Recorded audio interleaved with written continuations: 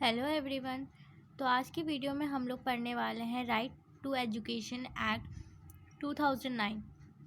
ठीक है, इसके बारे में आज हम पढ़ेंगे। तो देखिए यहाँ पे सबसे पहले क्या लिखा हुआ है। The constitution 86th amendment act 2009 inserted articles 21A in the Constitution of India to provide free and compulsory education to all the children in the age group of 6 to 14 years as a fundamental right। तो 6 to 14 years के जितने भी बच्चे हैं उन सभी को free education दिया जाएगा।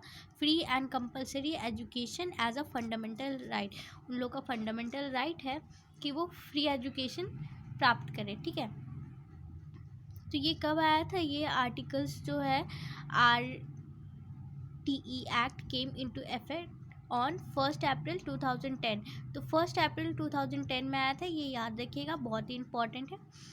तो ये क्या बोलता है कि it's make provision for non admitted student to be admitted to an age appropriate class. तो जितने भी बच्चे हैं उन सभी को एडमिशन दिए जाएंगे जो कि एज के हिसाब से दिए जाएंगे, और उनको कितना नॉलेज, उनका कॉग्निटिव डेवलपमेंट कितना है, इस बेसिस पे नहीं दिए जाएंगे, उनके एज के बेसिस पे दिए जाएंगे। तो यहाँ पे एग्ज़ाम्पल्स भी दिया हुआ है, तो आप देख लीजिए और समझ जाइए। तो मैं आप लोगों को जैसे एक एग्ज़ाम्पल देती हूँ कि एक बच्चा है जो पहले नर्सरी स्टैंडर्ड में पढ़ रहा था और फिर कुछ रीज़न की वजह से वो एजुकेशन छोड़ देते हैं और फिर वो जाते हैं कहीं चल जाते हैं और फिर वो वापस आके एडमिशन लेते हैं। तो जब वो एडमिशन ले रहे हैं तो उनका जो एज है वो 6 एज है। ठीक है, 6 साल के हो गए हैं और उनको अब एडमिशन चाहिए। तो क्या अब उसे एडमिशन नर्सरी क्लास में मिलेगा? नहीं, उसे नर्सरी क्लास में नहीं मिलेगा, क्योंकि अकॉर्डिंग टू एज 6 साल के बच्चे को स्टैंडर्ड 1 में एडमिशन मिलना चाहिए, तो इसलिए उसे स्टैंडर्ड 1 में एडमिशन मिलेगा। तो यही प्रोविज़न बनाया गया कि अगर कोई बच्चे एडमिशन के लिए आते हैं तो उनके एज के हिसाब से उन्हें क्लास दिए जाएंगे। ठीक है, तो ये इनका प्रोविज़न था। Elementary education should be free and compulsory. तो ये तो पता है कि जो भी एजुकेशन है वो फ्री एंड कंपलसरी एजुकेशन मिलेगा। ठीक है, अब एलिमेंट्री एजुकेशन मतलब क्या होता है, तो चलिए देखते हैं। तो देखिए यहाँ पे क्या लिखा हुआ है। एलिमेंट्री एजुकेशन, एलिमेंट्री एजुकेशन को हम लोग 2 पार्ट में डिवाइड करेंगे, प्राइमरी एंड अपर प्राइमरी। तो प्राइमरी क्या होता है, 1 से 5 तक होता है, और अपर प्राइमरी 6 to 8 होता है। ठीक है, so the first class to 8 class education should be free and compulsory. तो फर्स्ट स्टैंडर्ड से लेके 8 स्टैंडर्ड तक फ्री एंड कंपलसरी एजुकेशन मिलेगा बच्चों को। ठीक है, तो ये क्या क्या चीज़ प्रोहिबिटेड करता है, मतलब मना करता है। ठीक है, जो लागू नहीं होता और ये मना किया गया है एक्ट में। तो सबसे पहले physical punishment and mental harassment. तो फिज़िकल पनिशमेंट जैसे बच्चों को मारना, उन्हें पनिशमेंट दे देना कि तुमने होमवर्क नहीं किया है, तुम्हारा पनिशमेंट है कि तुम क्लास में खड़े रहो, बैठो नहीं, मुर्गा बन जाओ, मुर्गी बन जाओ, इस तरह का जो भी पनिशमेंट होता है वो देना मना है। ठीक है, और मेंटल हरासमेंट भी। तो पनिशमेंट ही सिर्फ नहीं दिया जाता, जैसे मेंटल हरासमेंट मतलब कि अगर आप उन्हें गुर्निया के देख रहे हैं, डांट रहे हैं और उन्हें एम्बैरस फील करवा रहे हैं, तो ये भी एक तरह का पनिशमेंट है जो कि ये नहीं करना है। ठीक है, तो स्क्रीनिंग और सेकंड जो है वो screening procedure for admission of children. तो जैसे कि पेरेंट्स का टेस्ट लेना, स्टूडेंट का टेस्ट लेना, तो ये सब कंपलसरी नहीं है, विदाउट टेस्ट के भी स्टूडेंट का एडमिशन हो सकता है। जैसे कि पहले मैंने एग्जांपल दिया कि अगर कोई बच्चा नर्सरी स्टैंडर्ड में पढ़ रहा है और पढ़ाई छोड़ के चल जाता है और फिर वो एडमिशन लेने आता है और वो अब 6 साल का हो गया, उसने कहीं भी पढ़ाई नहीं की है, तो क्या उसका, क्या वो, जब वो पढ़ाई नहीं किया है तो उसका तो दिमाग भी कमज़ोर होगा। तो अगर वो टेस्ट देने बैठेगा तो वो टेस्ट नहीं निकाल पाएगा, और अगर टेस्ट नहीं निकलेगा तो एडमिशन नहीं ले पाएगा। इसीलिए यहाँ पे ये टेस्ट के लिए मना किया गया कि यहाँ पे कोई भी टेस्ट नहीं लेना है बच्चों से, उन्हें डायरेक्ट एडमिशन दे देना है अकॉर्डिंग टू एज, उनके एज के हिसाब से उन्हें एडमिशन दे देना। ठीक है, और तीसरा है फ़ी। तो फ्री एंड कंपलसरी एजुकेशन है, इसमें फ़ीस नहीं लिया जाएगा, फ़ीस रिक्वायर्ड नहीं है। ठीक है, और फोर्थ है private tuition by the teachers. तो जितने भी गवर्नमेंट स्कूल के टीचर हैं उन्हें प्राइवेट ट्यूशन नहीं देना है। जैसे कि अगर प्राइवेट ट्यूशन अलाउ होता तो टीचर्स आते हैं और फिर बच्चों को पढ़ाते नहीं और बोलते कि घर आ जाना, मैं ये पढ़ा दूँगा। तो ये नहीं होगा। अगर सब अपने घर में ही पढ़ाएंगे बच्चों को तो फिर स्कूल क्यों खुला हुआ है, स्कूल में क्यों फ्री एंड कंपलसरी एजुकेशन दे रहा है। सब तो पैसा दे के टीचर से प्राइवेट में ही पढ़ सकता है, इसीलिए प्राइवेट ट्यूशन बंद किया गया कि नहीं, गवर्नमेंट टीचर लोग को प्राइवेट ट्यूशन नहीं देना है, ठीक है। और running of a school without recognisation, तो जैसे अपने मन से कोई भी स्कूल खोल के वहाँ पे बच्चों को पढ़ाना ये अलाउ नहीं है। जितने भी स्कूल खुलेंगे और पढ़ाएंगे बच्चों को तो वो सबको एफिलेटेड होना ज़रूरी है, ठीक है। चलिए कुछ इंपॉर्टेंट पॉइंट्स है जिसे हम लोग देख लेते हैं, ठीक है। Free education means that any child admitted in the school will not required to pay any kind of fee.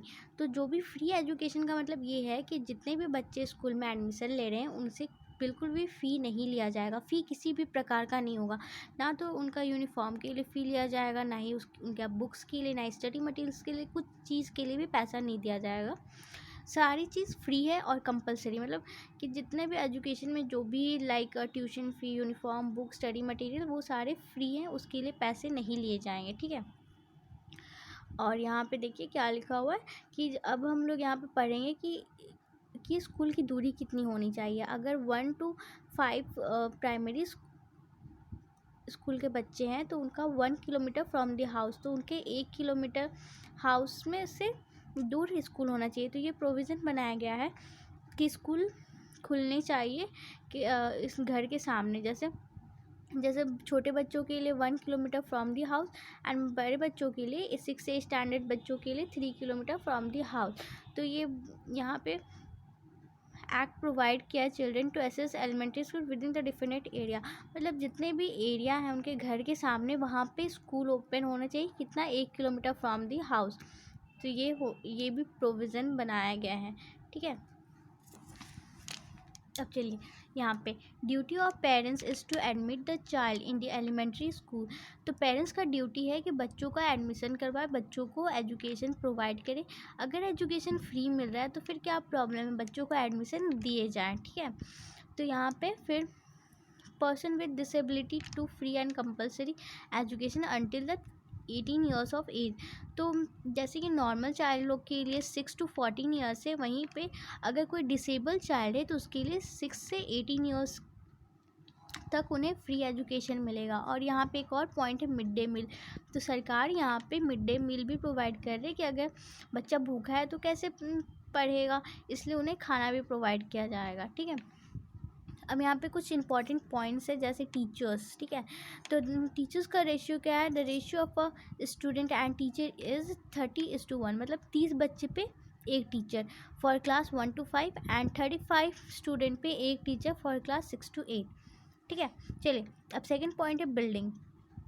तो बिल्डिंग में एटलीस्ट 1 क्लासरूम होना चाहिए टीचर लोग के लिए, हर टीचर के लिए एक क्लासरूम, मतलब जैसे स्टाफ रूम कहते हैं ना वही वैसे ही स्टाफ रूम होना चाहिए, एक प्रिंसिपल का रूम होना चाहिए, ठीक है। और सेपरेट वॉशरूम होना चाहिए, बाथरूम, टॉयलेट गर्ल्स और बॉयज़ के लिए सेपरेट होना चाहिए। और एक किचन होना चाहिए जहाँ पे मिड डे मील प्रिपेयर हो। और प्लेग्राउंड होना चाहिए जहाँ पे बच्चे खेल सकें।